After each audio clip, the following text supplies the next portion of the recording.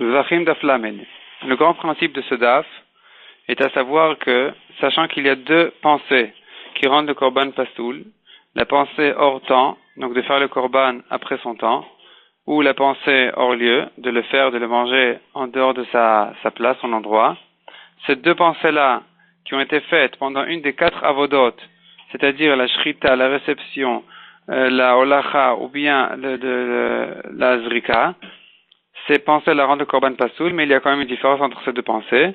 C'est que la pensée hors temps donne un chiyuv karet à celui qui mangera de ce korban, même en son temps, et tandis que la pensée hors lieu ne rend pas karet celui qui mange de ce korban-là. Le korban n'est pas soul, on n'a pas le droit de le manger, mais celui qui le mangera n'est pas chayav karet. Ici, la Mishnah vient nous apprendre un grand principe qui dit qu'il faut que, pour que le pigoul, donc la pensée qui rend karet la viande de ce korban, il faut que cette pensée soit la seule pensée qui rend le korban pasoul. Si le korban n'est pasoul pour une autre raison, pour une autre pensée aussi, eh bien, dans ce cas-là, le pigoul n'est pas chal et il n'y a pas de chiyuv karet sur ce korban. Donc, effectivement, le korban serait pasoul, évidemment, pour les deux raisons, mais de chiyuv karet, il n'y a pas. Ça, c'est l'avis de Chachamim, de Tanakama. Selon Rabbi Yehuda, ça dépend. Si la première pensée était la pensée de pigoul, donc hors temps, le korban est pigoul, même si ensuite il a pensé une deuxième pensée hors lieu, chutz limkomo. Tandis que si la première pensée était une pensée, donc la première pensée qui a rendu le korban pasoul, était une pensée de chutz limkomo en dehors de sa place, hors lieu, même si après il a, dans ce cas-là, effectivement, même si après il a une pensée de hors temps, le korban n'est pas pigoul, il n'est pas chayav karet. La Gemara ramène une machloket amoraïm, à savoir quel est le din dans un cas où il a eu les deux pensées, donc la pensée hors temps et la pensée hors lieu, dans la même avoda. Pendant la shrita, par exemple, il a eu ces deux pensées-là, une après l'autre.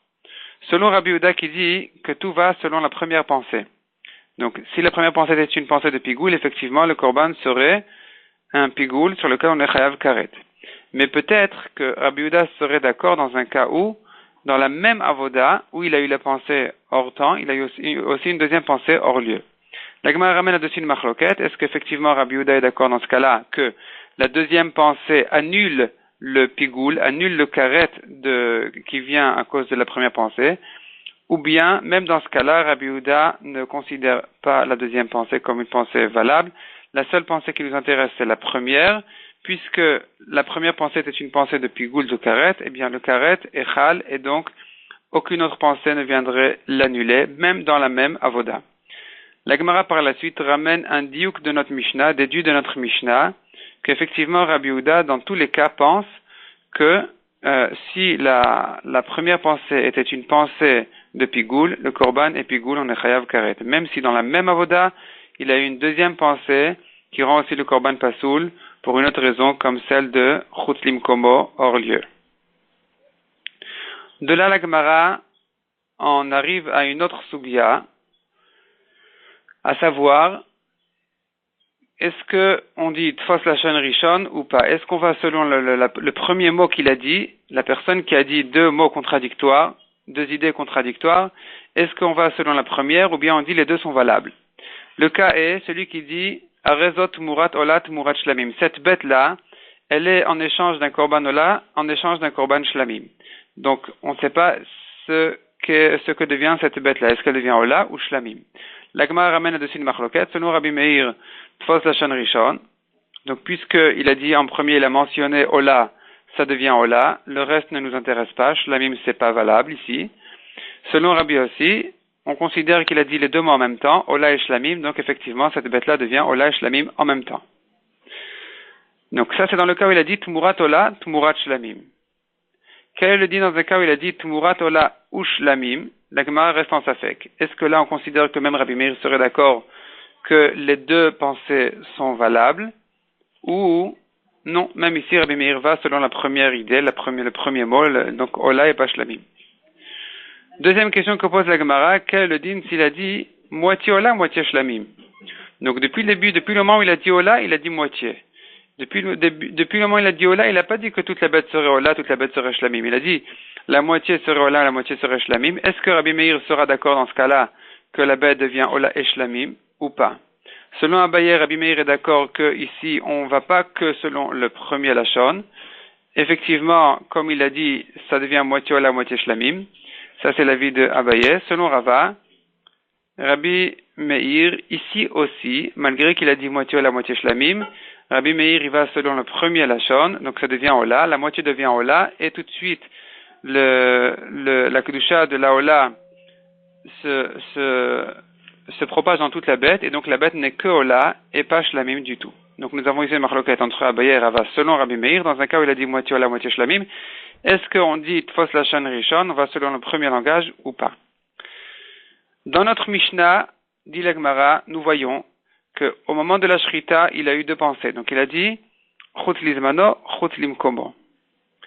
Et nous voyons dans notre Mishnah que Rabbi Yehuda pense que même dans ce cas-là, et on va selon le premier Lachon. Donc s'il a dit en premier Chut Lizmano, ça devient Pigoul, malgré qu'il a dit ensuite même Chut Limkomo, qui est une autre raison d'être possède le Korban.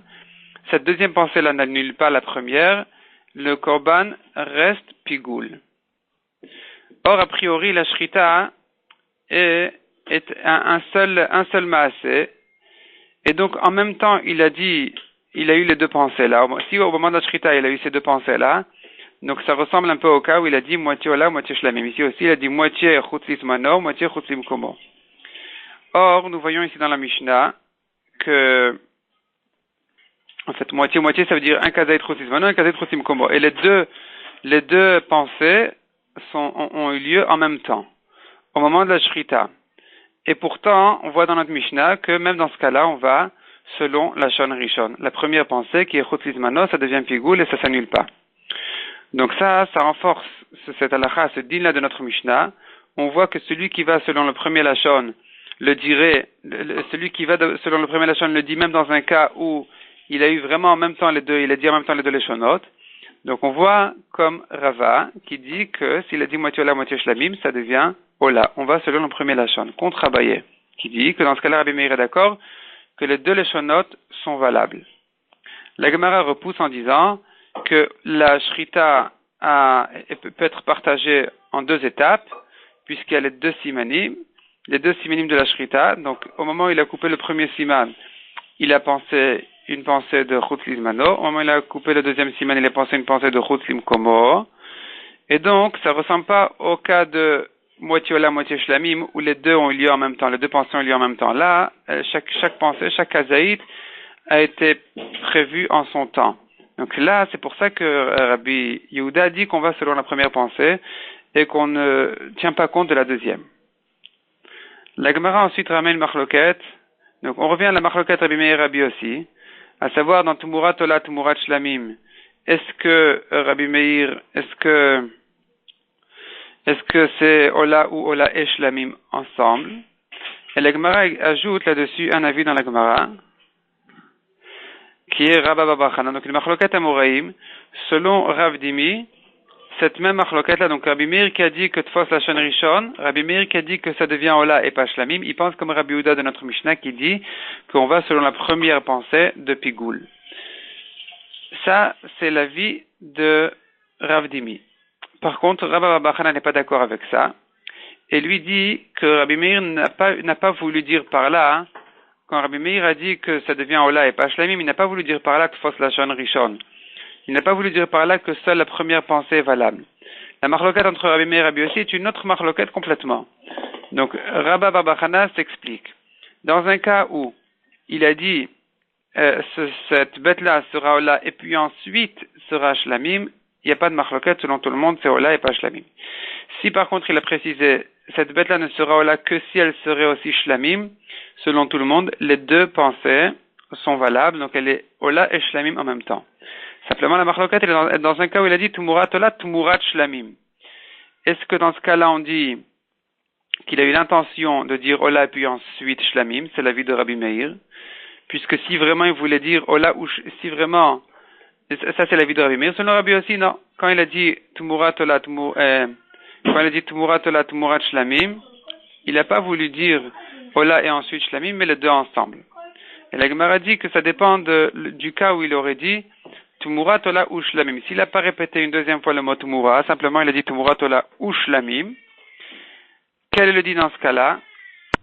Eh bien, selon Rabba Bar Chana, même Rabbi Meir est d'accord que dans ce cas-là, les deux sont valables, la Ola et la Shlamim. Et le Shlamim. Donc nous voyons ici très clairement que selon Rabba Bar Chana, Rabbi Meir ne pense pas de Fos Lashon Rishon. C'est pour ça que s'il dit Tumura Tola ou Shlamim, les deux sont valables. Car selon Rav Dimi qui dit que Rabbi Meir pense Tfos Lashon Rishon, saisit le premier langage, ici dès qu'il a dit Tumura Tola, ça devient Ola. S'il ajoute ensuite Shlamim, ça ne m'intéresse pas ce qu'il a eu l'intention de dire. Puisqu'il a déjà dit Ola, c'est fini, ça devient Ola et ça ne peut plus être Shlamim du tout. La Gemara ensuite ramène une dernière précision pour notre Mishnah. S'il a dit un kazaït, donc un kazaït en dehors de son temps, je vais manger demain un kazaït et un kazaït, pas un et, sans le vav. Donc s'il a dit un kazaït hors temps, un kazaït hors lieu, et même si il a dit un kazaït hors temps et un kazaït hors lieu, où là il a mélangé les deux leshonotes, les deux langages dans une même parole, Rabbi Yehuda dira dans ces deux cas-là qu'on ne tient compte que du premier lachon, du premier langage. Donc puisque le premier c'est chus lizmano, pigoul, ça devient pigoul, il est chayav karet. Et le deuxième, le deuxième langage, donc chus limkomo, n'annule pas le premier.